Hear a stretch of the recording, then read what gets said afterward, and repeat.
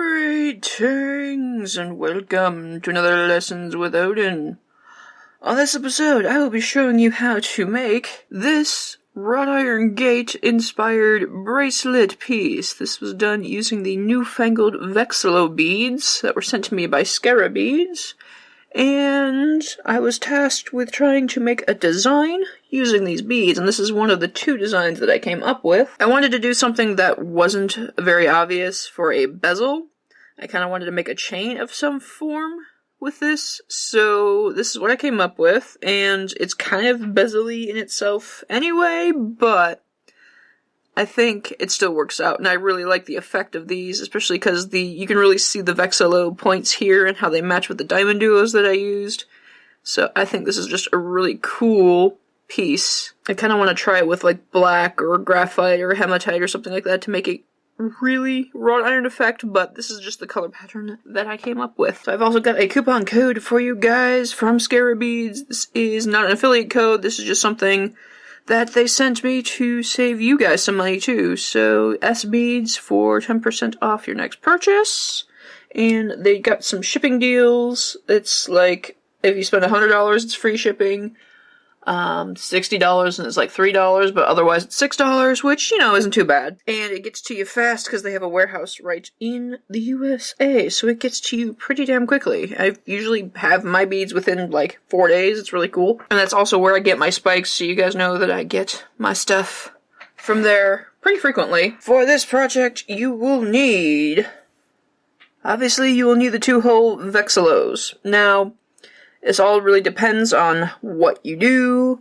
I have a 7.5-inch wrist, and I kind of cheated at the end. I didn't really need another section, but I could have if I wanted to, but I kind of like how this fits. So I ended up using 9 segments of these, and then just extended it with a little bit at the end. So, for my 7.5-inch wrist, I used 36 Vexolo beads in total. You also need 18 DiamonDuos. You can also use GemDuos if you want, even though the points won't match. You also don't even have to use DiamonDuos in the first place. You can use any sort of fringy thing, and any sort of like spikes or drops or what have you.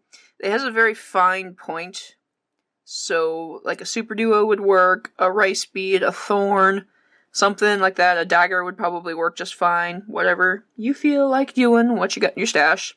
Also, if you have DiamonDuos and GemDuos, this is a really good pattern to use all the weird pieces that are broken or don't have have plugged holes or what have you, because we're only using 1 hole of these beads. So, if you got like ones that you don't want to throw away because you paid good money for, this is a good price to use them. And it kind of gives a cool weathered effect too when you use the broken bits, but that's just my tip to you. I also used 10 2-hole thingies. Now, I'm using these faceted honeycombs.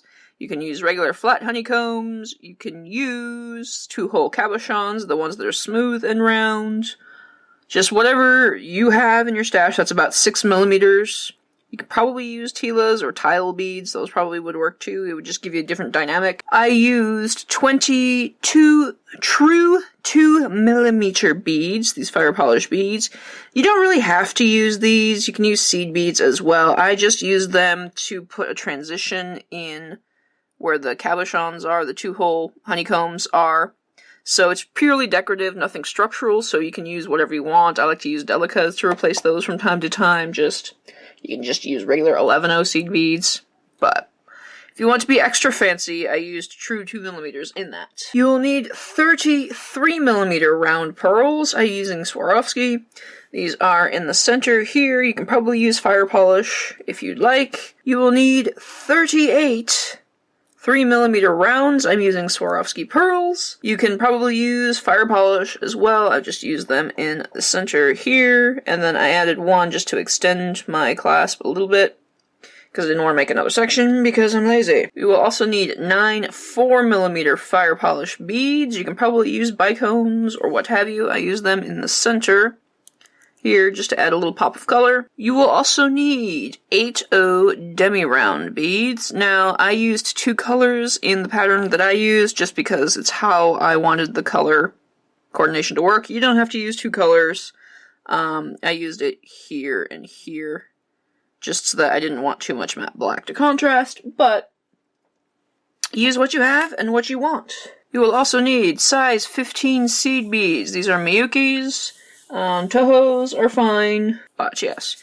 You will also need 1 clasp, and of course your needle and thread. I am using a Nymo, which I actually don't recommend because this bit gets kind of floppy, and this would benefit from a lot more rigidity, so if you have Fireline to spare, use it. If you want to just use the Nymo first in order to just get a practice run and feel for the stitch, feel free and then reinforce it later with some Fireline, but that's just what I recommend. And this is a size 12 needle, which is probably a good place where you want to be. You can try squeezing a 10 in, but I'm not sure if you're going to have a good time. So, be it on you. Your results may vary. Let us get started! Alright, so we're going to start off by threading on a very specific order of beads, and we want to be very, very careful how we thread them on. So I'm going to start off with a 8/0 Demi Round, 1 hole of my 2-hole Cabochon, Demi Round, Vexolo, size 15, Demi Round, size 15, DiamonDuo, size 15, Demi Round, size 15, Vexolo, and then repeat that pattern again, so that we have 2 sets of the same pattern. Take a moment, pause the video if you need to, in order to get the orientation and the configuration right. So we need 2 sets of these for our first loop. Now, because of the way everything is faceted, you have to take very good care as to how you thread these on. Since I'm using faceted honeycombs that are only faceted on one side, I have to pay attention to them, but if you're using 2-hole cabochons that are smooth on top, you'll have to pay attention as well to which the rounded end is. You want all of these beads to have the same point up. When you wrap these around into a circle, you want to make sure that all the points are where they're supposed to be. So, when it comes to the 2-hole cabochon and the DiamonDuos, you want them to have the same hole orientation. You want to have their outer hole on the outside of our circle, and our points facing upwards. So you can see the 2 DiamonDuos pointed up, and they have their outer holes on the outside. Now with the Vexolos, you want the outer holes facing the inside, because we're working with the outer ring first, and then moving in to the inner ring later. So all our points, we want our Vexolos to point in towards the center of the loop, and have the face points pointing upward, matching the rest of these beads. So, once again, pause the video a bit, take a minute to take a look at how things are threaded. It's very easy to thread on everything on a flat surface instead of picking up everything one by one. And when everything is flat, this is what you're looking for. You want your 2-hole cabs and your DiamonDuos to be facing this way, and then your Vexolos to be facing the opposite direction. So once you've triple checked to make sure that everything is facing the way it's supposed to be, we're going to pass our needle back through every single one of these beads to form a loop. Now you can leave a long tail if you like, if you want to add more sections on from the other side or attach your clasp on there, but it doesn't matter what you'd like to do with it. Now I'm going to take my tail and my working thread and tie an overhand knot to secure everything in place. And that is what we end up with. You'll notice our 2-hole cabochons and our DiamonDuos have their extra hole pointing outward, and the Vexolos all have their holes pointing inward. Now my knot is here between a Demi Round and a Vexolo. I'm going to take my thread and move all the way down until I reach this second Demi Round next to a DiamonDuo bead. So I'm just going to pass back through all of these beads once more until I get to where I want to be. Now I'm going to add 1 size 15, 1 3mm pearl, 1 size 15, and pass through the next Demi Round, just completely skipping over the DiamonDuo and those other 2 seed beads, so that we put it underneath. Now, from the Demi Round here, I'm going to pass all the way around until I reach the same Demi Round on the opposite side here, till we end up over there. And then repeat once more, adding on a size 15, a 3mm, and a size 15.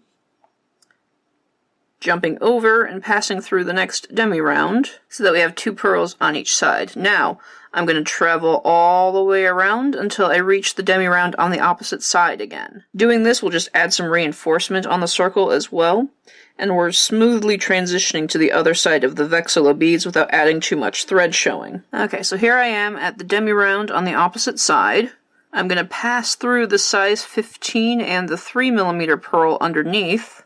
Then I'm going to pass immediately down into the bottom central hole of the next Vexolo bead. This will anchor the pearl right to the Vexolo. Then I'm going to add 1 3mm pearl, just the pearl, and pass through the next Vexolo bead, so that we stick it in between the next 2. Now I'm going to pick up the pearl that is already there. So we started here, we move over, add 1, move over, pick up this one, and I'm going to pick up the next Vexolo bead as well. I'm going to add 1 more 3mm bead, pick up the last Vexolo to put the 4th pearl in place. Then I'm going to pick up the 3mm pearl next over in order to cinch that in place. And now all 4 of our pearls are anchored in place. You'll want to reinforce that once more just to cinch everything together and to kind of give it some better shape. When you finish reinforcing, you want to end up coming out of a 3mm bead that's underneath one of the DiamonDuos. We're going to then add 1 size 15, 1 4mm fire polish, 1 size 15, then pass through the 3mm bead across the way so that it starts to sit in the center gap. I'm going to add 1 size 15 seed bead and pass through the 4mm bead. Add on 1 more size 15 seed bead and then pass through the opposite side of the pearl that we started from. So we end up with the 4mm bead in the center and 4 size 15 seed beads at each corner. You're going to reinforce this once more just to make these points very pinched and nicely shaped. So just pass through the size 15, the 4mm, size 15, go through the pearl, go up the size 15, the 4mm, and the size 15, and finally through the pearl. And then you will have done 1 unit. This by itself would be a cute pair of earrings, or we're going to continue on to make the chain. So coming from a 3mm pearl, we need to move our way up to reach the 2-hole cabochon on the other side. So from here, I'm just going to move up the size 15, then up through the Demi Round, and the next size 15, we're near a DiamonDuo, and just keep going on through the Vexolo and through the next Demi Round, and finally through the 2-hole cabochon. I'm going to take 1 size 15, 1 true 2mm, 1 size 15, and pass through the top hole of the 2-hole cabochon. Add another set like that, and pass back through the bottom hole of the 2-hole cabochon. We're avoiding the Demi Rounds down here. We don't need them anymore. From here, I'm going to travel back up through those 3 beads that I've added on that side, then end up coming out of the top hole of the 2-hole cabochon. So from our 2-hole cabochon, we're going to add our next base to create our next unit. So from the top hole, I've added a Demi Round, Vexolo, 15, Demi Round, 15, DiamonDuo, 15, Demi Round, 15, Vexolo, Demi Round, 2-hole cab, Demi Round, Vexolo, 15, Demi Round, 15, DiamonDuo, 15, Demi Round, 15, Vexolo, and finished off with a Demi Round. Once again, paying attention to the orientation of every single one of these so that our Vexolos are pointing inward, our DiamonDuos are pointing outward, as well as our 2-hole cabochon. Lay everything flat on your bead mat to really help visualize this. So once everything is tacked on, you're just going to pass back through the top hole of the 2-hole cabochon. Then you're going to reinforce this by passing through every one of these beads once more, and end up back through the 2-hole cabochon. From there, the steps that we took on this section is exactly the same. So from here, we're going to travel to the Demi Round, add a size 15, pearl, size 15, pass the next Demi Round, travel all the way around until we're here, add another 15, pearl, 15, move over from the cabochon again, go back up, go down through the size 15 and the pearl, anchor it to the bottom hole of the Vexolo, add a pearl here, anchor it to the opposite Vexolo, pass through the pearl that will already be here, anchor it to this Vexolo, add on another pearl. Reinforce that round. Then when you have your pearls in place, add on size 15, 4mm fire polish size 15, and anchor it to the opposite pearl. Add on another size 15 and go back through that 4mm again. One more size 15 and pass through the pearl once more. You'll want to reinforce that and then move up to the top hole of the 2-hole cabochon. Add on your little flaps from the size 15, 2mm size 15 on both sides. Then move back up to the top and add one more unit. Do that for as many pieces as you would like. So attaching the clasp is really easy. We're going to work from the 2-hole cabochon top hole. I've already added my little seed bead and 2mm flaps. I needed an extender, so I'm going to add 3 size 15s, a 3mm pearl, 3 size 15s. Doesn't have to be a pearl, just whatever you have on hand. You can use another fire polish, 4mm, you can use 2mm, or if you don't need the extender at all, you can replace this with half of your clasp instead. But add whatever beads you need to, pull that down and pass back through that top hole again, so that this picot sits on top of the 2mm, reinforce that once more, and then end up coming out of the 3mm pearl. From the pearl, I'm going to add 2 size 15s, half of my clasp, and 2 size 15s. Obviously, if my hole is too big, I'm just going to add whatever seed beads I want, and then just let the hole flap around. So I'm going to pull that down, and then pass back through the 3mm pearl, so that I end up with my clasp on top. You might need to add more seed beads if your bead's too big, or maybe smaller if you don't have as big enough a bead. Just whatever looks nice to you. So after you've done that, you're going to reinforce that, and then end your threads. Repeat that on the opposite side of your piece. And then you will have your finished bracelet. It's a really simple stitch. It's just once you get your head around the dynamics of the points and where everything is facing, it's a really fun and really quick stitch to put together. Basically just one unit, and each unit is fairly hefty, so you don't need too many pieces to kind of work together on them. So I think this is really fun, and I think you do have some really interesting plays with color. This one's a very spiky, kind of gothic-y piece, so I tend to use the dark muted tones, and I kind of want to see this done in, like, jet hematite or something along those lines. I think that would be really cool, too. But I think that will do it for me. If you want to check out some Vexolo beads, check out Scarab Beads, and thank you to them for sending these shapes to me. They were really fun to play with, and I definitely want to play more with them because these are really cool shapes. Very spiky, very pointy, definitely in my aesthetic. If you want to see another design that I have created using the Vexolos, check out my little Android sea urchin helper dude, which I used to create a bezel using 16mm Rivolis, and you can see the Vexolos on both sides of them, how they kind of make a very, very captivating piece. So be sure to check out that. I'll leave a link either in the description down below or in the eye right here. Check them out.